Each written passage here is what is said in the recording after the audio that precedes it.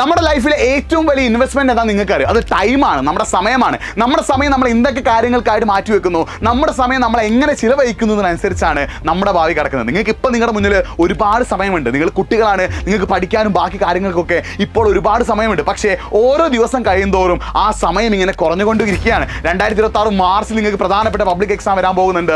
ഡിസംബറിൽ Christmas exam വരാൻ പോകുന്നുണ്ട്. ഈ 2 എക്സാമിന് ഇപ്പം നിങ്ങളുടെ മുന്നിൽ പഠിക്കാനുള്ള സമയമുണ്ട്. പക്ഷേ നിങ്ങൾ പഠിക്കുന്നില്ല.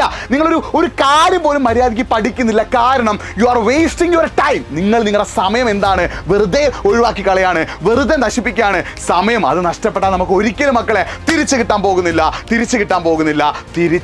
പോകുന്നില്ല. നിങ്ങൾക്ക് ക്രിസ്മസ് എക്സാമിനും പബ്ലിക് എക്സാമിനും ഏറ്റവും ബെസ്റ്റ് മാർക്ക് നേടാൻ നിങ്ങൾക്ക് ആഗ്രഹമുണ്ടെങ്കിൽ you have to use your time, you have to invest in your time. നിങ്ങളുടെ സമയം നിങ്ങൾ എങ്ങനെ ചെലവഴിക്കുന്നു, നിങ്ങളുടെ സമയം നിങ്ങൾ എങ്ങനെ ഇൻവെസ്റ്റ് ചെയ്യുന്നതനുസരിച്ചാണ് ഇനി വരാൻ പോകുന്ന ക്രിസ്മസ് എക്സാമും അതിനുശേഷം വരാൻ പോകുന്ന പബ്ലിക് എക്സാമിൻ്റെ നിങ്ങളുടെ റിസൾട്ട്.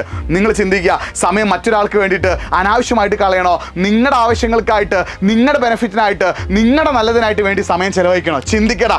സമയം പോയാൽ അത് തിരിച്ചു കിട്ടില്ല. സമയം നഷ്ടമായാൽ നഷ്ടപ്പെട്ടതാണ്. You have to invest in your time. മര്യാദയ്ക്ക് സമയം എടുത്ത് പഠിക്കടാ. ഇപ്പം നിങ്ങളുടെ മുന്നിൽ സമയമുണ്ട്.